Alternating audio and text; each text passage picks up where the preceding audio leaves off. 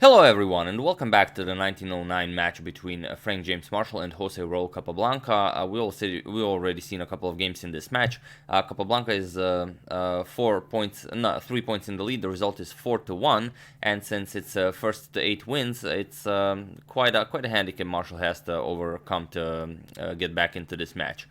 Here he has the white pieces against Capablanca. This is I don't know if I mentioned game 11, and it's really an insane game. When you see this game, it will you will feel like one guy is the superhero, other guy is the villain, and you will really want something to happen. It's really a thematic game, and Marshall is attacking like a madman. Capablanca is defending like a madman. You're definitely in for a treat. So without further ado, I will not be mentioning anymore that Capablanca is still without any opening theory knowledge, as you guys are starting to make fun of that in the comments. But he does say so in his book, so it's not like I'm making it up. But okay, d4. Marshall opens with d4. We have d5 and c4. The Queen's Gambit is on the board. e6, knight to c3, and knight to f6. And we have bishop to g5. Bishop to e7, we have e3, and now Capablanca once again goes for his knight to e4 move. As he overheard Lasker played it once against Frank Marshall. And okay, bishop captures on e7, queen captures on e7, and now again, Capablanca always was in favor of white capturing on d5 first before starting anything else. Here, Marshall goes for bishop to d3, and Capablanca says that this just gives black too free of a game. Knight captures on c3, we have b captures on c3, and now d captures on c4, opening up this diagonal for black's light square bishop. Bishop captures on c4, and now b6, preparing to fianchetto the light square bishop to b7. Queen to f3, attacking the rook on a8, first Capablanca defends, we have c6, and now knight to e2, preparing to castle. Bishop to b7, now c5 is definitely an idea. We have castles, Capablanca also castles, and now a4. Capablanca says that this a4 might be a bit of a waste of time, as you will not be able to push this pawn any further anytime soon, and white doesn't really care if black pushes b5. So maybe knight to f4 by immediately starting an attack against the black king would have been better. But okay, Capablanca goes c5, definitely a move you want to play to free your light square bishop on b7. Queen to g3, and now knight to c6. Capablanca continues the development of his pieces. Knight to f4. White is now starting an attack against the black king, but as Capablanca mentions, it will not be all that easy to create this, as there are not very many pieces in front of the black king. But okay, we have rook 8 to c8, we have bishop back to a2. You don't want to allow this bishop to stay on c4 unguarded while the rook is eyeing it. Bishop to a2, and now rook f to d8. With this move, Capablanca says that he's ready to win the a4 pawn, and it's interesting how he does it. We have rook to f1 by rook fe1 by Marshall. Now comes knight to a5. A very nice move, making room for the bishop on c6, and now the bishop from c6 will attack the pawn on a4. And also the knight on a5 is preparing c4 to lock in this light square bishop on a2.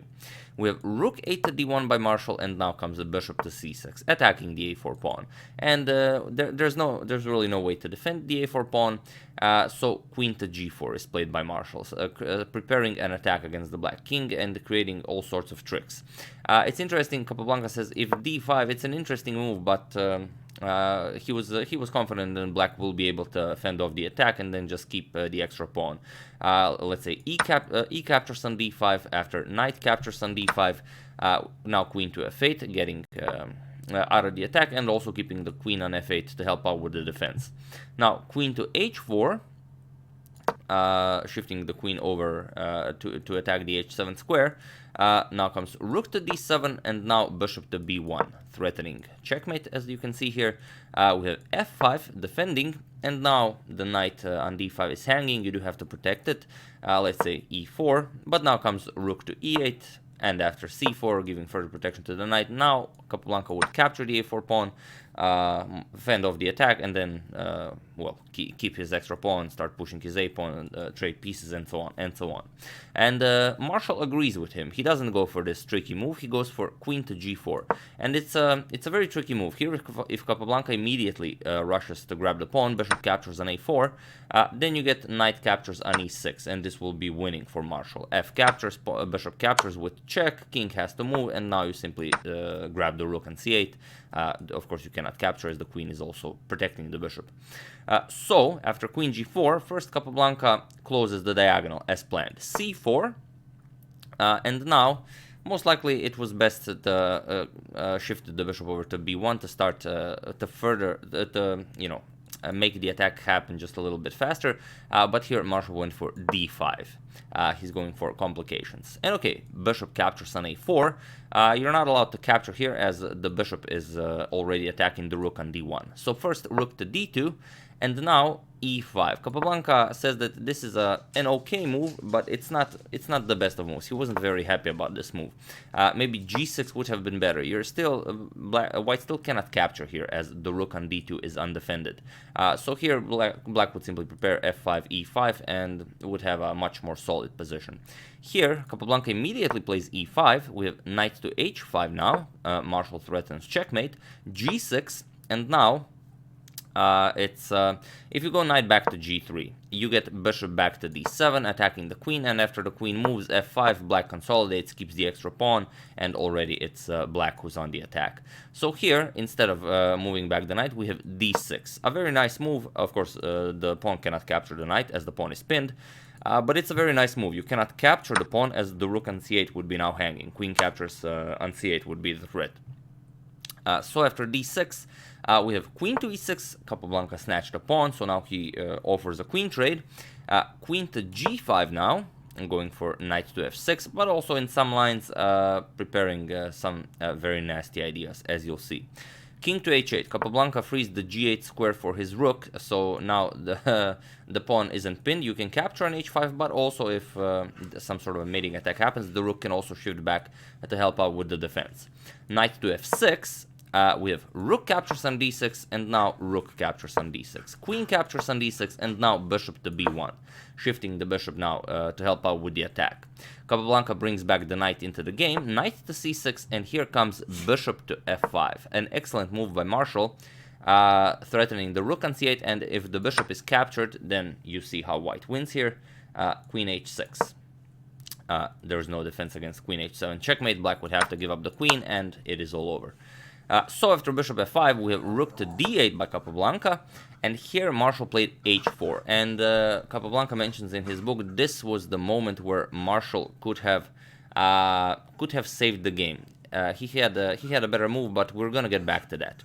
Here he played h4. He started an attack against, of course, the black king. He wants to push h5, break open the position, and Capablanca immediately takes his opportunity and brings the knight into the game. Knight e7 comes with an attack on the bishop, and now we have knight to e4, attacking the queen here. Queen to c7, and now queen to f6 with check. King to g8, and now bishop to e6. Again, going for some complications, but it doesn't help. Capablanca captures the bishop. We have queen captures on e6 with check, king to f8, and now comes knight to g5, threatening checkmate. And we have knight to g8. The queen now also guards the f7 square. f4, Marshall wants to break open the f-file so he can go rook to f1 check and continue the attack. Rook to e8, attacking the queen, and this is a move Capablanca says that while defending, he should have continued to defend excellently, and here this move is a blunder, but Capablanca's position is so much better that it doesn't matter that he makes this. Well, we can say a blunder, because Marshall plays f captures on e5. Opening up the f-file for free, and now you cannot capture the queen because knight captures with check, and if the king moves, now knight captures on c7, and now it's actually Marshall who's up in material. So, after f captures on e5, we have rook to e7, making room for the king to escape. You still cannot capture the queen, of course. Rook to f1 check, king to g7, now going for that, and now h5. Still, the queen is off limits, as the king is still in range of the fork. We have bishop back to e8, bringing the bishop back into the defense, and now Marshall again continues his ferocious attack. We have h6. A wonderful move. If king captures on h6 is possible, but if Capablanca plays knight captures, then he loses control of the f6 square, and then it's queen f6 check, king g8, and queen f8 checkmate. So still a lot of poison to the position. King to h8 was played by Capablanca, and now comes queen to d6, offering a queen trade. And again, Marshall is just playing this position beautifully. If queen captures, pawn captures, then white is winning, because after you block the pawn, rook to f8 wins the bishop. There's no square left for the bishop. So an excellent idea. And even if rook captures, you don't even have to capture the bishop. I mean, you can, but now still knight to f7, the threat of checkmate is here. Really just an all-out winning position. So after queen to d6, we have queen to c5. Capablanca now offers a queen trade, but on c5 also threatens to capture on e3 while defending the rook on e7. And now queen to d4. Marshall now wants to trade queens on d4 to undouble his e-pawn and also fix his pawn structure in the center. Rook captures on e5, and now comes queen to d7. Again, Marshall with the beautiful ideas. Queen g7 is the threat of checkmate. If bishop captures queen, then knight f7 is mate in 1. Of course, the pawn is controlling g7 square. After queen d7, we have rook to e7, blocking mate on g7. And now comes rook to f7. After playing this, Marshall is hoping for rook captures queen, and after rook captures, bishop captures, of course, knight to f7 is checkmate, but as Capablanca already spotted the mate, it is very unlikely that he will fall for it this time. So here, in cold blood, Capablanca played bishop captures on d7, and it was in this position that Frank James Marshall resigned the game on move 43. Why did he resign? Well, he's queenless, and there's nothing else to do. Nothing works. You cannot mate here because the rook is controlling h7, so that obviously doesn't work. It's just a lost position. But before I forget, I did mention that at this moment, when bishop to f5 was played, we said, of course, you cannot capture the bishop because of queen h6. Here, rook to d8 was played, getting the rook out of harm's way, and here Marshall played h4. But there is one move, and it's such an insane move. It's we might say the move of all moves, as it's if I didn't tell you this move was here, there's no way anyone would spot it. Capablanca mentions it in his book, so he obviously found it, but it's just amazing, and it's really a weird move that uses the whole board to make things work for white, but it's just really awesome. So feel free to pause the video here and try to find the move that allowed Marshall to survive this game. I'll give you a couple of seconds, but feel free to pause the video and take for as long as you want. For those of you who were able to do it, congratulations, you are an incredible player, as this move is, I don't know. Well, without further ado, for those who just want to enjoy the show, bishop to d7. And it's really, like I said, it's a weird move, but black has no moves now. I mean, what do you play here? Really, of course, you cannot move the queen. If you move the queen, then you get queen to h6. This is winning. The queen has to constantly keep an eye on the knight on f6. If you play rook captures, thinking, okay, I'll grab two pieces for the rook, then again queen to h6, threatening checkmate, and it doesn't matter if black captures here, then comes queen to f8 checkmate. This is really, really wild. Another idea, after bishop to d7, you cannot bring the knight into the game. If you try to bring the knight into the game, then you lose the bishop on a4, so that obviously doesn't work. And if you try to shift the rook, let's say you try to give up the rook via rook to g8, simply to control g7, or to play rook g7, still doesn't work. White just ignores you, and now white has an excellent position. I mean, look at black's position now. White just plays h4, black is still without a move. You can play rook back to d8, white will still ignore you, h5. And let's say you try bishop to c2, you try to activate the bishop, doesn't work. The bishop always has to keep an eye on the knight on c6, so you cannot move it. If the bishop moves, immediately bishop captures on c6 is played. This is the real threat of bishop to d7. Queen has to capture the bishop, and now comes knight captures on h7, as there is no protection of the rook on d8. So here black's position falls apart, and or you capture, then queen captures rook, and then white is just winning. But yeah, this bishop to d7 move, such a beautiful move. It's been a very long time since I've seen a move like this. It's just I mean, wow. Everything like this bishop to d7 paralyzes all of black's pieces, and of course Capablanca only spotted the move, I believe, after the game. But since he immediately played knight e7 after the move, perhaps he saw it even during the game. But yeah, really a crazy game that, but really shows what a ferocious player Frank Marshall was. But yeah, without further ado, that's enough wowing for one video. I would like to thank Luis Agudelo Salazar, Denis Gutsov, David Wilkins, Russell Lloyd, and Joseph Hines for a contribution to my channel. Thank you a lot, I really appreciate it. As usual, you can check 2 of my previous videos here. Thank you all for watching, and I will see you soon with some more content from the Capablanca versus Marshall match. As you can see, it's quite a match.